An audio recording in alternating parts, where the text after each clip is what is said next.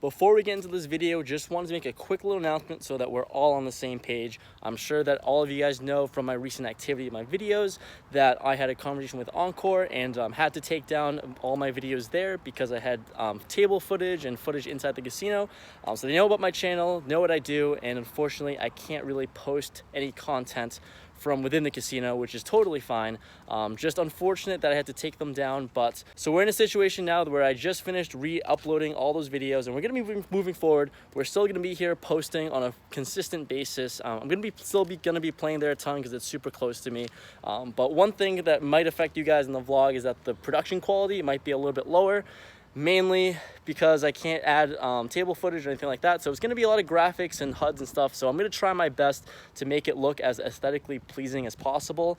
But for this specific one, it's not going to be great because I had this ready and uploaded, ready to go to be uploaded. But then I had that conversation. So had to re-edit this one really quickly, upload this on a timely basis. And we're going to be moving forward from this. So hopefully you enjoyed the video. Thank you guys so much for the support through this. And let's get into things. What's going on, guys? It's your boy Ethan. Hope you're having a great day. Welcome back to another video on the channel, and we're not outside a poker room, not my car, but we're at a driving range right now. Figured I would want to add something non-poker related to the intro of this vlog and show just a little bit of what like a vlog is, a little bit, I don't know, show a little bit of my life and stuff. So we're going to Encore later today, gonna get a session in, but first we are at the driving range, probably gonna play some mini golf after with some friends. And yeah, I am by no means a good golf player. I don't have a good swing, I don't have anything, but I have a set of clubs, and for fun, I just like hitting balls. So that's how I'm spending my day, and maybe I'll get some footage of me hitting and some footage of at the mini golf course, because the place is actually pretty nice where I'm at right now. But all of this is happening before I go and get a session in. So let's get into the rest of the video, and yeah, let's get some swings in.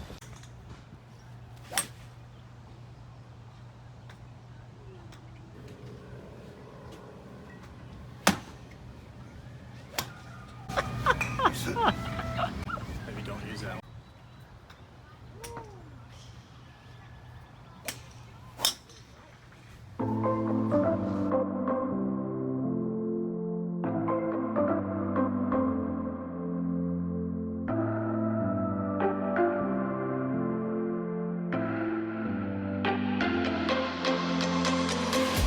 Come follow me to a secret place where only the moon can see.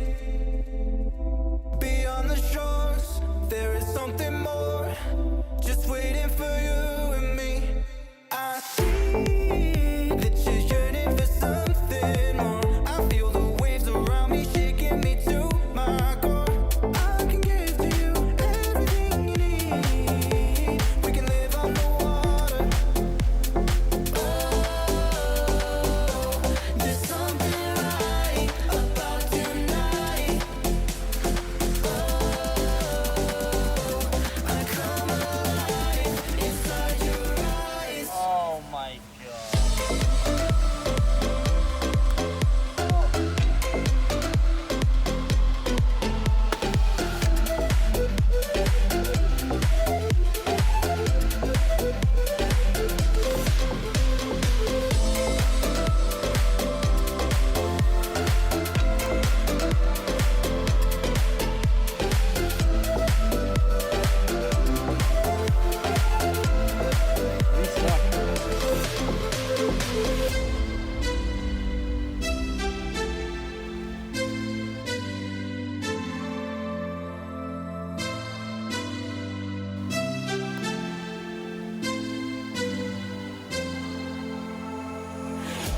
Come follow me to a secret place where only the moon can see.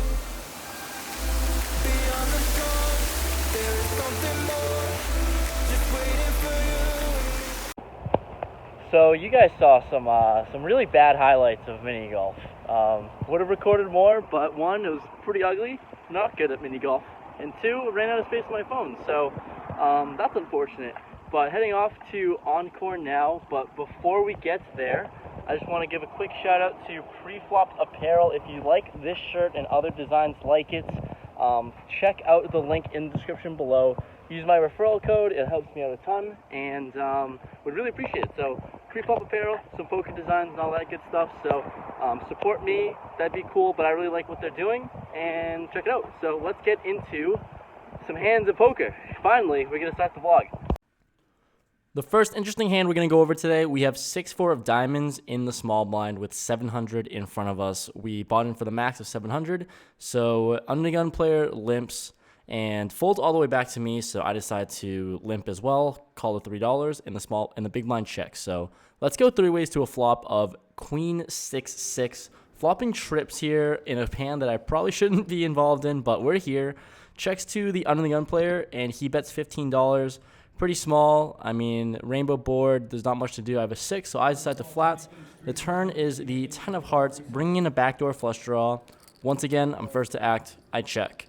And he bets $30. And trying to get value in this spot from any draws, any queen, or anything like that, I decided to raise it up on the smaller side to $70. Honestly, I don't like it. I think the same thing could happen when I raise to $80. I get calls from the same thing, so regardless, it's basically like a min raise, and I've never really pulled this move off before, but I did it this time. I thought with a weak kicker and a 6, I can definitely get value from any queen and raise the size of the pot a little bit. And he decides to call. So we're still going to go heads up to a river.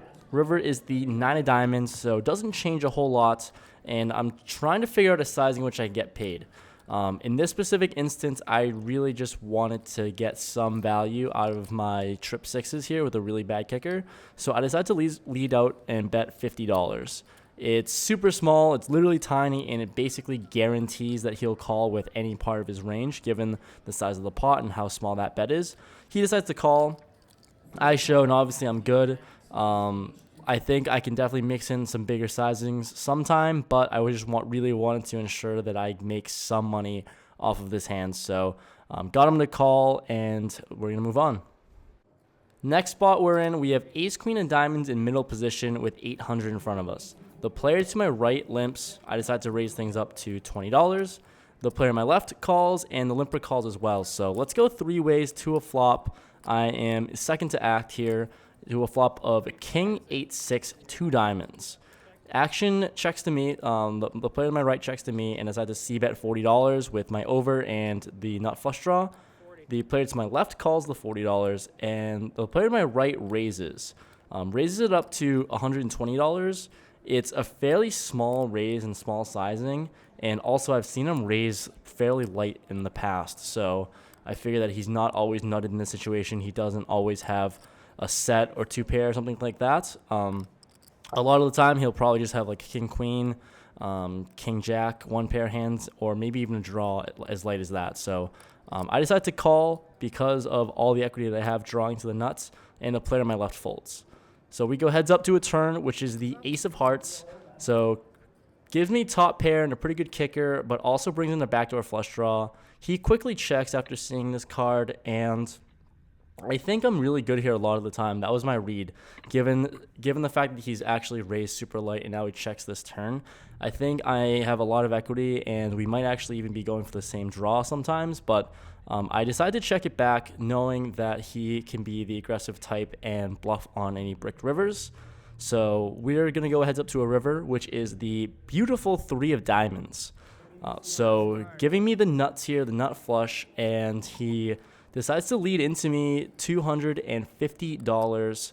And I think for a while, I think for a little bit, and really it's just Hollywooding, making sure that I do have the nuts before I jam it all in here, which is exactly what I do. I decided to jam for about 735 total. So I was actually, my stack starting was actually a little bit bigger, but I jammed for 735 total. And he asks how much, and he ends up making the call, and I show. We scoop that one up. He said he had a smaller flush, which is weird because the player on my left said he folded diamonds, so I don't know what's going on, but if all the diamonds are out there, I don't know. But I'll definitely take it down. I'll take that one, and we double up off of this really big pot here in the beginning. This third hand we get into, I have ace-king in the big blind, and there's 4 limpers to me. I decided to raise things up on the bigger side to $40. We get 2 callers from an early position player and the small blind to my right, same player as my from the last hand. So let's go 3 ways to a flop in middle position here. Flop comes 4, 5, 6 with 2 spades out there. Small blind checks. Here on this super low and connected board, ace king here, I have a lot of showdown, and honestly with my 2 overs, it's fine. I don't really feel like c-betting in this spot, mainly because we're multi-way. So I decided to check, and the early position player checks as well. So we're going to go 3 ways to the turn, which is a king of hearts. Small blind checks. Now with top pair, top kicker, and there's a lot of draws out there, any 7, all the spades in the world, stuff like that. So I decided to bet $60 for value, and they both call, which is not ideal. I really don't love betting multi-way and getting multiple callers. It just means that, you know, one of them has, or both of them probably has a ton of equity, and I think I shut down on a lot of rivers because I might not be ahead with just 1 pair here on the super connected board. So the river is the 3 of clubs, so one of those connected cards that I don't really want to see. Small blind checks to me, and there's no way that I can get value from worst here, especially with that king. I think I get all like pocket pairs to fold, like sevens actually gets there, so 8s through jacks, I don't even know. But I definitely don't think I can get value from this, from worse. So I check. Action checks around. Small blind first to show. He shows 3, 4 of hearts. So he got there with his 2 pair. And super scary card. He had bottom pair and open ended with the 3, and got river 2 pair. So he takes it down. This next hand is pretty interesting, wherein I have ace king of spades under the gun, and we're playing 7-handed, so a little short-handed, I guess, given that all these tables are 9-handed tables. But I decided to open things up really small to $15. Early position, don't want to raise it to 20, even though that is usually my normal sizing. I just go with 3 bigs. My player to my direct left, he calls, and the button calls as well. So we're gonna go 3 ways to a flop of deuce, 3, 6, 2 spades out there. So flopping the nut flush draw once again, and a bunch of overs. So I am first to act out of position in this spot. I c-bet $25 with my draw and over cards. The player to my left folds, and the button calls. Turn is the queen of spades, so we get there immediately with the nut flush, and I decide to check. I don't know why, to be honest with you. I think I could lead out fairly small here, but I think I can check sometimes and mix things in. So I check. He bets $50, and that was probably the most ideal situation I want him to bet. And I think I have to check raise this spot, especially given the fact that he has about like $400 behind that, and I really want to get it all in, or at least get most of the money in.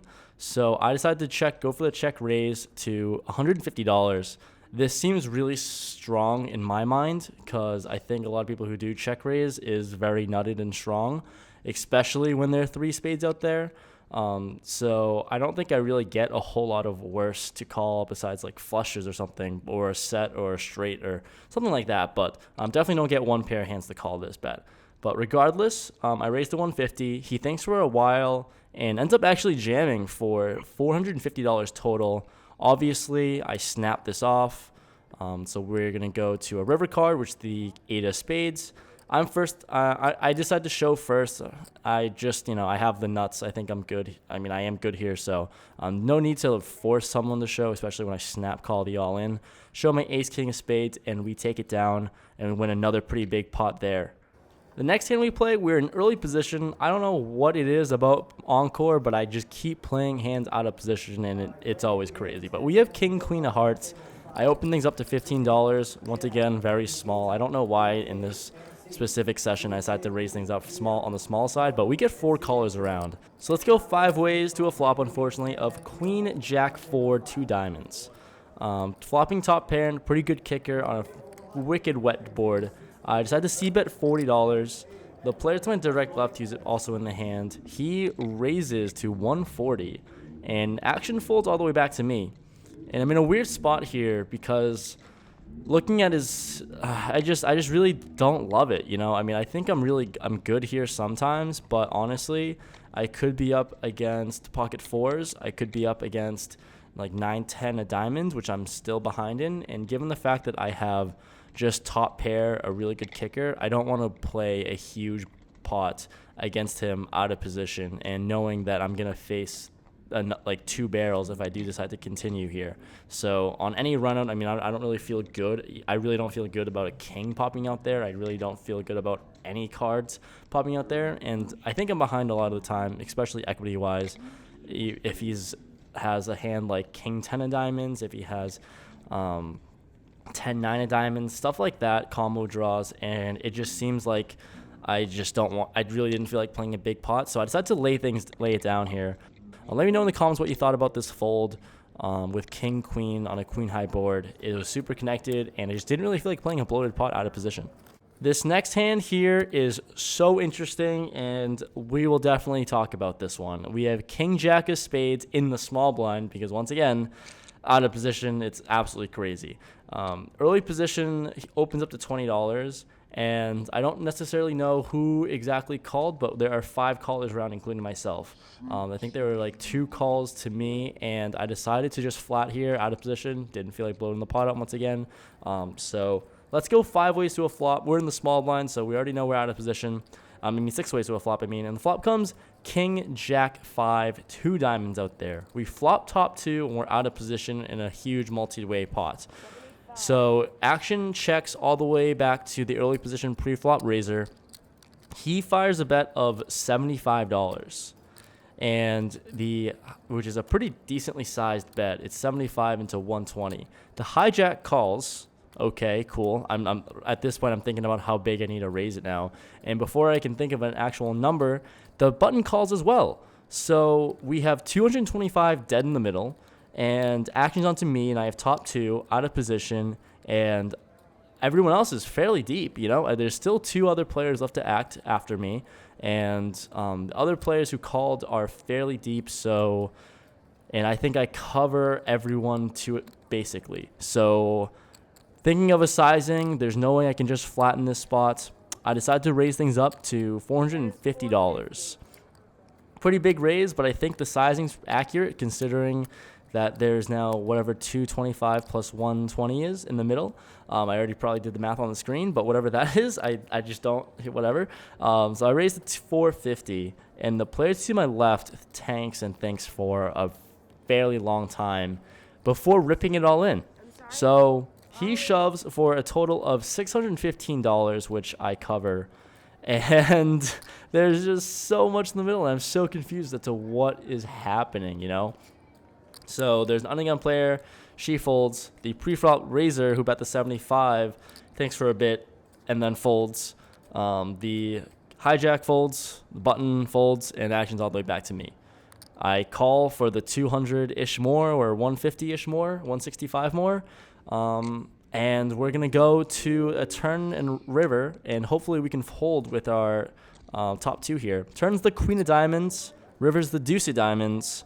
So that is probably the worst run I could ask for. And he shows over ace 8 of diamonds for the nut flush. Oh my god, all the flushes are completing today for some reason, and we lose that really big pot. I think the pot was around like 1,600 or something.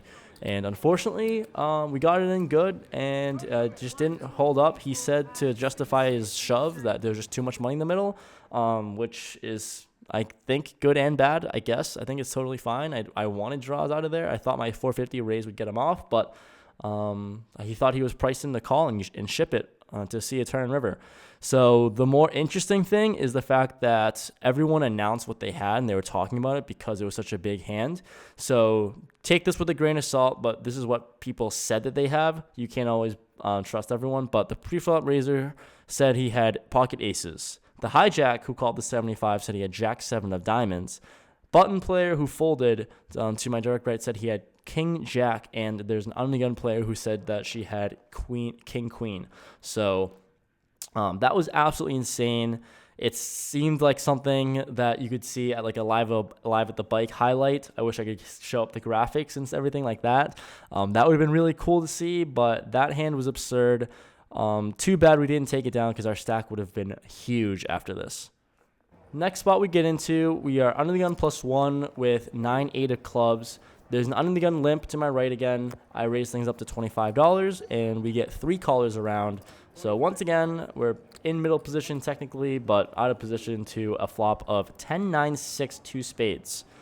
Pretty good flop for me, honestly. Doesn't hit my perceived range, but definitely I mean, I have a 9, and I guess I have a gutter ball as well to go along with it, and the backdoor flush draw. So I decided to bet $75 when it checks to me.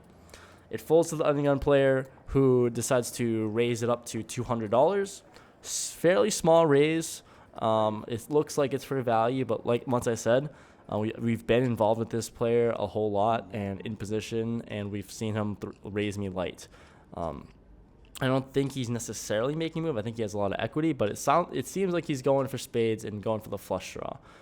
So I decided to flat and call and defend this. All I have is really a bluff catcher, and I guess I'll take any 7 as well, but it's just not the 7 of spades, obviously.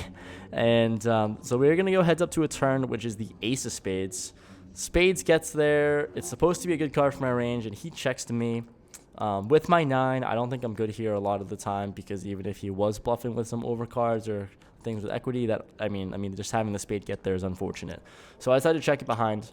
The river is a brick. I don't actually remember what it was, but it wasn't anything significant and didn't change the board at all. He checks to me. I quickly check it back, and he shows 8-7 of spades for the flopped the world, really. Just the flopped world. Has the straight, turn the flush, has the straight flush draw on the flop, and he takes that one down. So had the wrong read this time, but I mean, he's got to mix in some strong raises, right? Last hand we'll go over, we have pocket aces under the gun. I open things up to $15. I don't know why. Like I said, I usually open it up a whole lot bigger than that, but 15 is what we're going with this session here. And we get 4 callers, which is not ideal. So going 5 ways will flop with aces, not what you're looking for, because I priced people in. Totally my fault. But the flop is pretty good. It's king 8-3, 2 diamonds out there, so fairly dry, and there's only the diamond draw. So when action's onto me, I see bet $55 on the larger side. Gonna charge the max for draws, and a lot of king X hands is going to have a tough time getting away from this. So it's a really good board for pocket aces, especially multi-way. I throw in the $55 in, and a middle position player calls. She is a reg at 5'10". I've seen her play a lot of 5'10", and she's pretty competent and obviously a better player than I. So going to be careful. Turn is the 8 of clubs. So another fairly decent card for me, I think. But I bet 125. She quickly folds. Not really the best sizing, I think. I think it's size small. I think I could check. I thought about checking this spot a lot, because it does kill a lot of action when the board pairs, especially when they're going for the flush draw. But like I said, I really don't think I could ever check this spot, because it does give away a free card, especially out of position. So if she was on diamonds, then definitely we'll have to charge the max for that. So regardless, that was how that hand went. To wrap up this vlog, I had a really nice outro showing the nice Encore Casino from a nice aerial view, or from a second floor view, but for obvious reasons we can't be posting that. But to wrap up this vlog and give you guys some closure, at least, I ended up playing for about 4.5 sessions this session, and booked a $375 win. So we'll take that for sure. Nice little win for us at 2-5, because we're still transitioning into the game and moving up to bigger stakes. So hopefully you like this video. I really appreciate all the support so far. Our channel's growing at a great pace, and if we can keep that up, that'd be phenomenal. If we can reach 5,000 subs in such a quick time. But if you watched to this end, let me know in the comments below. I really do appreciate all of you guys that do watch to the end, and I'll see you guys in the next one. Hopefully better prediction quality. See ya.